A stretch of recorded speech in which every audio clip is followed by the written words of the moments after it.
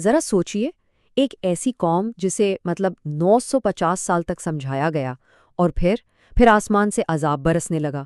یہ کہانی ہے حضرت نوح علیہ السلام کی اور اس عظیم طوفان کی جو شاید انسانی تاریخ کا سب سے بڑا سبق ہے۔ تو سوال یہ ہے کہ اس دنیا کو بدل کر رکھ دینے والے واقعے میں آخر ہوا کیا تھا؟ اور پھر اتنا تباہ کن طوفان، اس کی ضرورت ہی کیوں پیش آئی؟ اور سب سے بڑھ کر کیسے صرف ایک کشتی نے پوری انسانی نسل کے مستقبل کو محفوظ کیا؟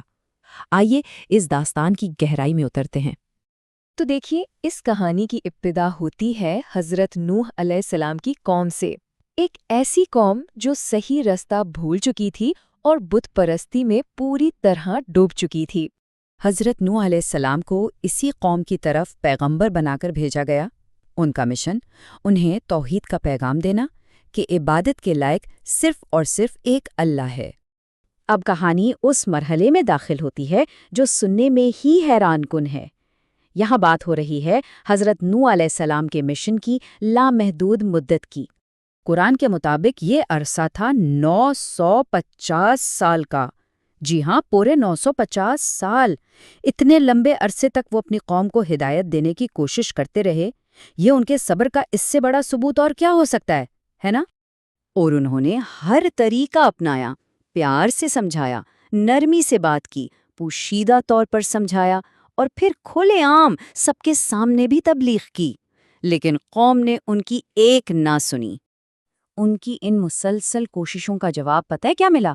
صرف مذاق۔ انہیں جھوٹا کہا گیا، ان پر ہنستے رہے اور نتیجہ یہ نکلا کہ ایمان لانے والوں کی تعداد بہت ہی کم رہی۔ اس کے بعد واقعے کا اگلا مرحلہ شروع ہوتا ہے۔ اب اللہ کی طرف سے ایک ایسا حکم آتا ہے جو کافروں کو بالکل غیر منطقی لگا۔ جب قوم نے سرکشی کی ہر حد پار کر دی تو اللہ نے حضرت نوح علیہ السلام کو حکم دیا، ہماری نگرانی میں ایک کشتی تیار کرو۔ اب ذرا تصور کیجئے، ایک ایسی زمین جہاں دور دور تک پانی کا نشان نہیں اور وہاں ایک کشتی بنائی جا رہی ہے۔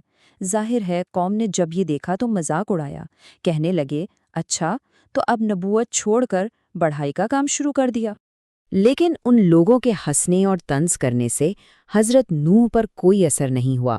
وہ بالکل خاموشی اور اطمینان سے کشتی بناتے رہے۔ کیوں؟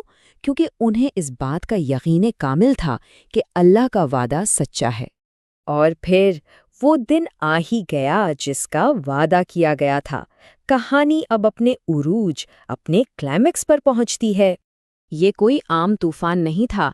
آسمان سے ایسی مسلسل بارش شروع ہوئی جو رکنے کا نام نہیں لے رہی تھی اور زمین سے پانی کے چشمے ابل پڑے۔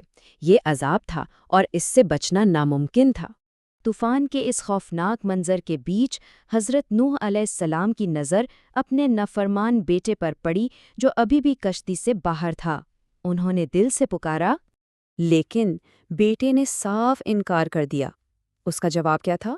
میں کسی اونچے پہاڑ پر چڑھ جاؤں گا۔ اس کا گھمنڈ دیکھیے۔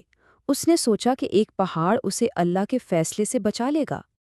اور پھر پلک جھپکتے ہی ایک زبردست لہر ان دونوں کے درمیان آ گئی اور وہ بیٹا ڈوبنے والوں میں شامل ہو گیا۔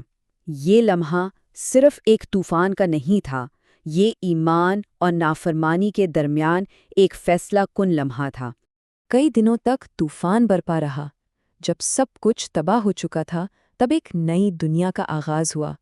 اس کے بعد اللہ کا حکم آیا، اے زمین اپنا پانی نگل جا، اے آسمان رک جا۔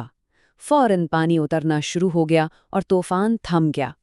اسی وجہ سے حضرت نوح علیہ السلام کو آدم ثانی یعنی دوسرا آدم بھی کہا جاتا ہے۔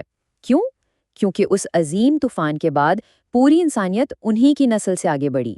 تو اب آتے ہیں اس عظیم داستان کے سب سے گہرے اور اہم اسباق کی طرف۔ دیکھیے، یہ کہانی صرف ایک طوفان کی نہیں ہے، یہ کہانی ہے صبر کی، یقین کی اور اللہ کے پلان پر مکمل بھروسے کی۔ سوچنے کی بات ہے، 950 سال تک تبلیغ کرنے کے باوجود حضرت نوح نے ہمت نہیں ہاری۔ تو اس پوری داستان کا نچوڑ کیا ہے؟